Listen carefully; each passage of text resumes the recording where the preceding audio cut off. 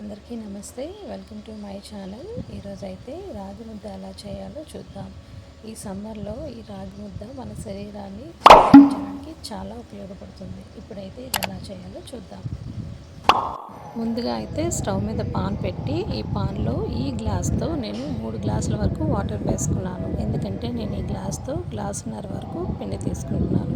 గ్లాసున్నర పిండి తీసుకున్నాను కాబట్టి 3 గ్లాసుల నీళ్ళు వేసుకున్నాను. తర్వాత 1 స్పూన్ ఉప్పు వేసుకున్నాను. తర్వాత 1 స్పూన్ వరకు నెయ్యి కూడా వేసుకున్నాను. ఇవన్నీ వేసిన తర్వాత ఈ నీళ్ళని కొద్దిగా మరగనివ్వాలి.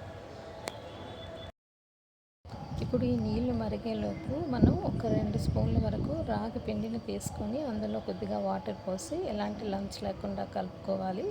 ఆ రాగి పిండి ప్లేస్లో మనం బియ్యం పిండి కూడా తీసుకోవచ్చు. బియ్యం పిండిని కూడా ఈ విధంగా లంప్స్ లేకుండా కలుపుకొని ఈ విధంగా మరుగుతున్న నీళ్ళలో వేసి కలుపుతూ ఉండాలి. ఈ కలిపినప్పుడు కూడా ఎలాంటి ఉండలు కూడా కట్టకుండా అలా కలుపుతూ ఉండాలి. ఇప్పుడైతే ఈ నీళ్ళను కొంతసేపు మనం మరగనివ్వాలి. ఈ రాగి ముద్దలో ఐరన్ ఉంటుంది, కాల్షియం ఉంటుంది, ఫైబర్ కూడా ఎక్కువగా ఉంటుంది. షుగర్ లెవెల్స్ కూడా కంట్రోల్ చేయడంలో చాలా సహాయపడుతుంది. ఇప్పుడైతే నీళ్ళు అయితే మరిగిపోయాయి. ఇప్పుడైతే మనం పిండిని వేసుకుందాము. నేను 3 గ్లాసుల నీళ్ళకి 1.5 వరకు పిండి అయితే వేసుకుంటున్నాను. ఇప్పుడు చూడండి, ఈ పిండిని కొద్దిగా వేసుకుంటూ ఎలాంటి ఉండలు కట్టకుండా ఈ విధంగా కలుపుతూ ఉండాలి. అస్సలు అడుగు పట్టకుండా ఉండ కట్టకుండా కలుపుతూనే ఉండాలి. తర్వాత ఇంకో ప్రాసెస్ ఏంటంటే మొత్తం పిండినంతా ఆ వాటర్లో వేసిన తర్వాత మూత పెట్టి ఒక 4 నిమిషాలు ఉడికించి మనం ఈ విధంగా కలుపుకోవచ్చు. ఈ విధంగా తిప్పుతున్నప్పుడు కొద్దిగా తిప్పడానికి కష్టంగా ఉన్నప్పుడు మనం కొద్దిగా నెయ్యిని కూడా వేసి ఈ విధంగా తిప్పుకోవచ్చు. నెయ్యి వేయడం వల్ల కొద్దిగా పిండి అనేది లూజ్ అవుతుంది.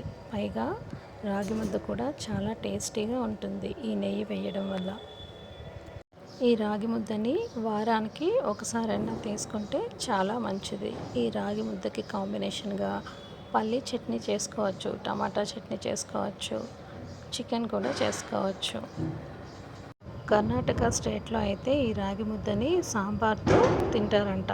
తర్వాత బటర్ మిల్క్ కూర అనే ఐటెంతో కూడా దీన్ని తింటారంట. మనమైతే ఎక్కువ నాటుకోడి చికెన్ కూరతో తింటాం కదా.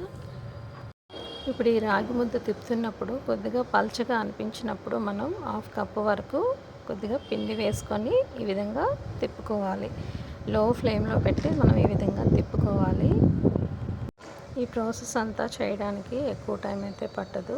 అంతే, ఇదైతే అయిపోయింది. ఇప్పుడు దీన్ని మనం స్టవ్ ఆఫ్ చేసి ఒక 5 నిమిషాలు పక్కన పెట్టి వేడిగా ఉన్నప్పుడే ఈ విధంగా నీళ్ళతో కానీ నెయ్యితో కానీ చేయిని తడుపుకొని ఈ విధంగా ఉండలు చుట్టుకోవాలి.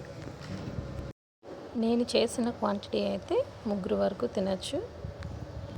ఈ రాగి ముద్దకి కాంబినేషన్గా చికెన్ అయితే నేను చేశాను. అంతే అండి, రాగి ముద్ద అయితే చాలా బాగుంది. ఈ రెసిపీ కానీ మీకు నచ్చితే కనుక నా ఛానల్ని సబ్స్క్రైబ్ చేసి, లైక్ చేసి, షేర్ చేసి ఫాలో అవ్వండి. కమెంట్ కూడా చేయండి. Thank you.